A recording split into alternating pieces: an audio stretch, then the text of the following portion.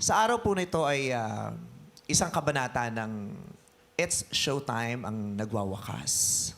Yung kabanata ng pagiging bahagi namin ng Kapatid Network, TV5.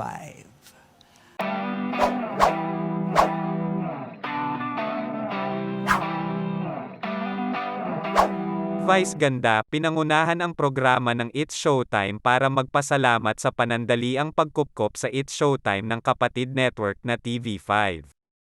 Ani Vice, isang kabanata ito ng It's Showtime na matatapos. Ang kabanatang pagiging bahagi ng Showtime sa Kapatid Network. Ito na po yung huling pagkakataon na mapapanood nyo kami sa TV5. Kaya naman po, gusto naming magpasalamat sa pamunuan ng TV5, sa inyong tahanan, sa pagbibigay po sa amin ng pagkakataon, ng oportunidad na makagamit po ng inyong bahay sa pagkupkup sa amin kahit hindi man masyadong matagal. Panandalian ay napakalaking tulong po nun sa amin, sa aming pamilya. Walang hanggang pasasalamat po ang gusto namin ibigay sa inyo. At hindi namin kakalimutan na minsan sa buhay namin, nagkaroon ng isang engranding pagdiriwang, ang It's Showtime at ang Madlang People, dahil sa ginawa ninyong pagtulong at pagkupkup sa amin. Maraming salamat po.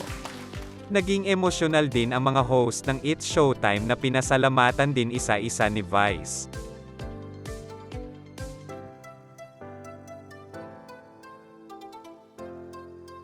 Ani Vice, marami na silang pinagdaanan at kahit may kanya-kanya na silang priority, hindi pa din bumibitiw ang isa't isa. Nagpasalalamat din siya mga bagong host na pinupunan ang mga kakulangan nilang mga datihang host.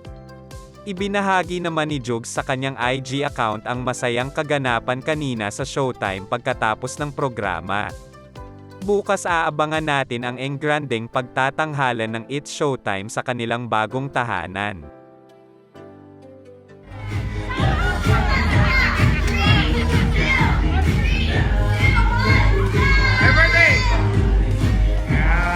Kapit lang.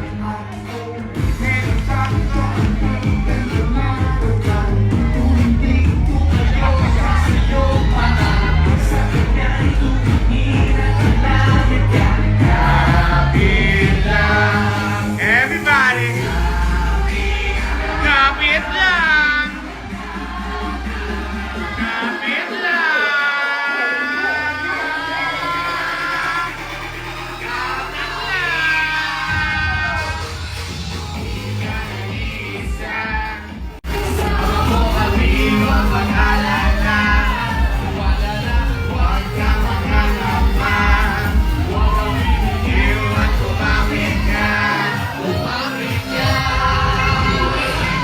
Merry Christmas!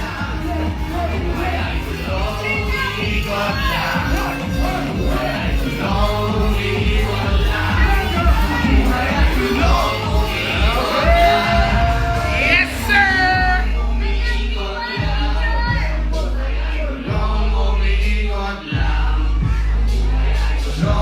Umiikot lang.